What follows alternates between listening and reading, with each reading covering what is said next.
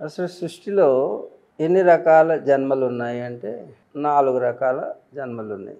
ఒకటి దైవ, మానవ, తిరియక్, స్థావరాదులు అని అంటారు. దైవ జన్మ అంటే దేవతలు. వాళ్ళకి ఫిజికల్ బాడీ ఉండదు. మనకు కనపడేటువంటి ఈ శరీరం లేకుండా మనకు కనపడించకుండా ఉండేటటువంటి కొన్ని జన్మలు ఉంటాయని కూడా మన శాస్త్రాల్లో మనకు చెప్తారు. దివ్యే అనే సంస్కృత ధాతు నుంచి దేవ అనే పదం వచ్చింది. దివ్య అంటే కాంతి శరీరాలు కలిగినటువంటి వారు దేవతలు. దేవతలను చూశానండి అంటుంటారు చాలామంది. దేవతలను చూడాలంటే నీవు కూడా ఆ ఫామ్లోకి వెళ్ళినప్పుడు కనపడుతుంది. అలా ఫిజికల్ ఫామ్లో చూడాలి అని అనుకున్నప్పుడు దేవతలను చూడవచ్చు.